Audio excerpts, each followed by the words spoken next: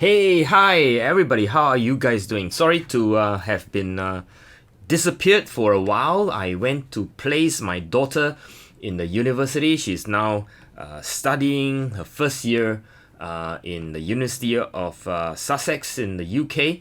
And I spent about a couple of weeks and then, we've been away. So, yeah. Anyway, I'm back. So of course, when we were in the UK, we met up with lots of friends we haven't seen for a while, catching up.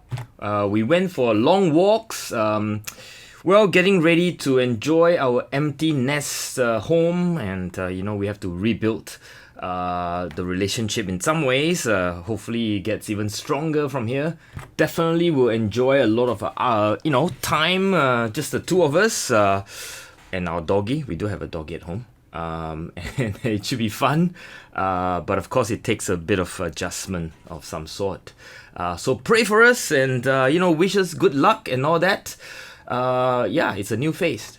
And right after I came back from the UK, my wife and daughter, of course, was in the UK still. On the 1st of October, we had our very first Singapore Sketchers convention. I was very busy with that as well. I had just no time to produce video, but make sure that the convention went well, and it did. And then last weekend, I had a friend's wedding that I attended in Kuala Lumpur, KL in Malaysia. And that again travel, and this coming weekend I have a reunion with my old church mates from Malaysia. We're going to Kota Kinabalu for the weekend. Okay, so back to the matter at hand. While I was in the UK, of course, I pay a visit to the British Museum, and I'm actually an enthusiast of playing chess. And what caught my eye was the Lewis chess set, something that was discovered in 1831. There are many things special about this chess set, but one of them is that they are carved out of the walrus tusk. Many of the pieces were very interesting in its carving. It has got knight, horses, and bishop, king, queens. But it was said that the Harry Potter's chess set design was based or inspired by this Lewis chessmen, if you like. So that is a very interesting, I guess little known fact, or maybe people know it, but I didn't. Anyway, so I'm gonna, do a design, a drawing based on this today, and then we're gonna do a sketch based on it. So this is the one I'm gonna use. Let's start by drawing it. Okay, let's start by drawing this. I will put the photo on the top right corner, if you want to attempt this, I will put the photo on Pexel with a link in the description below. The most important thing about drawing, something simple, it's not quite simple, but simple enough, is just to make sure that the proportion of the first few lines allows you to capture everything on the page. Oftentimes, we scale it wrongly. In other words, the first few lines demand the scale of the chess pieces to be too big, and you end up cutting off the bottom of the chess piece, or your paper's not big enough to draw everything inside. So have a feel for the size before you start, so that you will sort of have a feel that it is going to fit the page. And that's really the most important thing before you start. Think before you start, not start and then try to correct it. You'd be too late, otherwise you have to glue pieces of paper together to kind of make it work. It's just not going to look good. So that's the first thought. The second thought is you don't really have to capture everything correctly. Well, get the big shapes in the whole shape of the chess pieces, and the rest of the details you kind of just fill it in as you draw it. And as long as the mind, the eyes can read it, I think that's probably good enough. The whole idea is readability. It looks like a chess piece. It looks like somebody is holding a staff. It looks like a king, a knight, a peon, and so on and so forth. That's the basic idea, that someone who look at the sketch can read the sketch itself. Readability is very, very important, of course. Of course, I draw this after I have come back from the trip. It is done in the studio at home. It's not done on site. As you can see, it's a nice proper table. But anyway, the concept is the same. You just gotta make sure it fits into the paper before you start. The second thing is that oftentimes we are too bothered and too careful with all the little details, like if you add up the eyes, the nose, the staff, the hands, and at the end of the day, the whole shape doesn't work because you have focused so much detail on the detail that the big picture shape is kind of out of whack. So I think it's better if you focus on the big shape first, like what I'm doing, the outline, and then fill in the blank. That really is the crux of sketching or contour sketching, if you like. You contour it and then you detail it. I mean, in that order, of course. And one of the characteristics of this chess set is the bulging eyes. The eyes sort of bulged. Normally, I wouldn't focus so much on the eye if the figures is so small. The eye is probably just a couple of dots and that's it. But because it is a special feature of the chess set, I kind of put it in purposely, right? But that's just by design, the way I want the sketch to look, that it looks like the Louis chessman. The other thing as I was sketching was I was careful with the form. In other words, anything that makes it three-dimensional or protrude, like if you look at the I guess it's the outerwear or the shirt or the maybe it's the mail as in like the steel protection for the soldier. They look three-dimensional, and so I guess just gonna make sure I draw the form or three-dimensional sense into it. Later on, when I put in color, I will give it a bit more three-dimensional sense by giving it a bit more form. That's the idea when I'm drawing it. The lines really is just to hold the colors, and it really is nothing more than that. The colors for me will get all the glory. The line is just guides, basically. Anyway, let's just finish up the sketch and then let's go on to laying down the colors. So as I finish the sketch, I am going to put down the date of the photograph when I took it, not the date I sketched it. It was September 23rd, and then I'll put down my name, and then let's go and lay down some colors. Okay, for the colors, I'm gonna go with a purple yellows color scheme, which is of course complementary.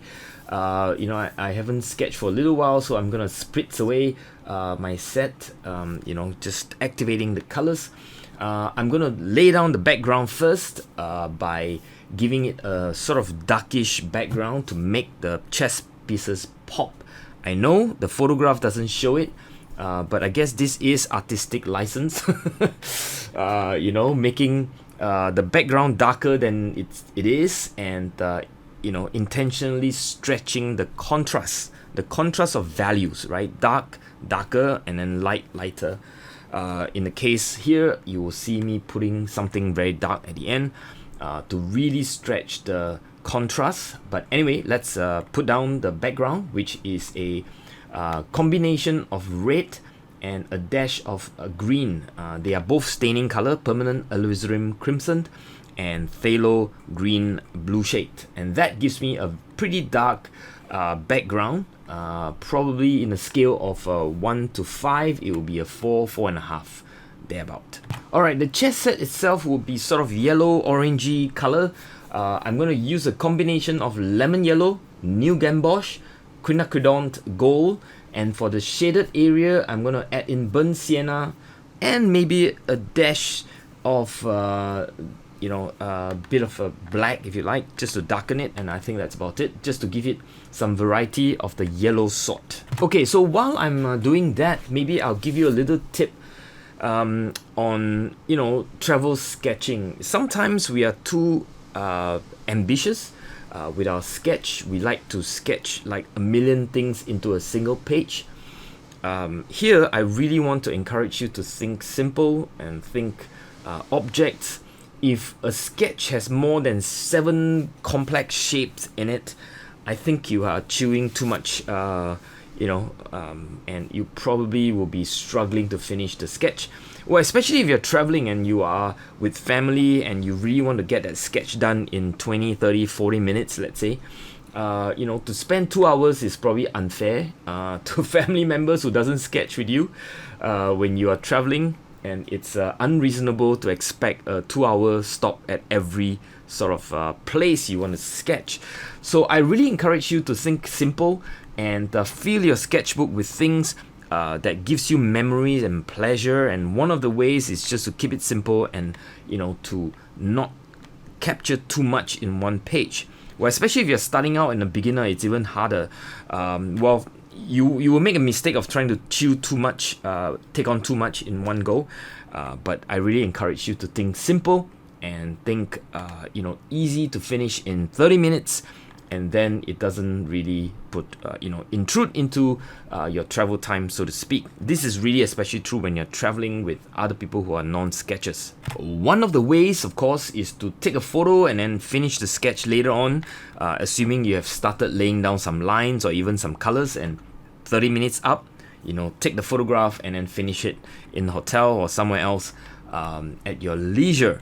And enjoy the travel, right? Don't be too stressed. And this whole idea of urban sketching and you must finish everything on site, I think that becomes a bit of a mental stress unnecessarily. I think it's something that all of us will grapple with, but that manifesto itself should be relaxed and enjoyable and not be too strict and become something that is stressful, right? Okay, at this point of the sketch, I am concerned about the form as in three-dimensionalness of the sketch, creating the illusion of space and form requires using colors and shadows. Well, colors to create depth by imitating shadows and imitating the distance front and back of the chess pieces. I use shadows at the bottom of the piece to illustrate the sort of three-dimensionalness of the chess pieces, if you like. The chess piece on the right has a shadow that goes right behind of the chess piece in the middle. That gives the illusion of space, and also anything that gives the illusion of shadows and space, you want to take advantage of that. So look carefully at the source of light and the source of the direction and the shadow itself, and that gives you the ability to portray three-dimensional sense of the pieces itself. So basically, as I do this sketch, I'm observing the direction of the shadows, the depth or value of the shadows, the color of the shadows, and the colors variety that I put in. Where there's light, the colors more pure and more chroma. Where there is shadows, there's less chroma or muted color. With a muted color, you can mute it with its complementary. In other words, if you have yellow, you mute it with purple, and if it's orange, you mute it with blue, and so on and so forth. And it really creates this idea of a three-dimensional sense, even protruding, if you like. If you get the shadows right, as you look at the sketch, psychologically you will see three-dimensional chess pieces in front of you. That's really the illusion you're trying to create, using shadows and form. So that's it. That's basically the ideas that I want to share with you. I sketch chess pieces because I love them. I play chess still today. Used to play them a lot when I was in my teenage years. And of course I don't play them competitively anymore. It just takes too much time. But anyway, it was lovely to see chess sets at the British Museum, especially a famous one like this, and I got to enjoy sketching them as well for memory's sake in my sketchbook. So there you go. I hope you enjoyed today's video and stay safe wherever you are, and shout out to all my supporters, and I hope you guys have a good day and good weekend and week ahead. So bye for now.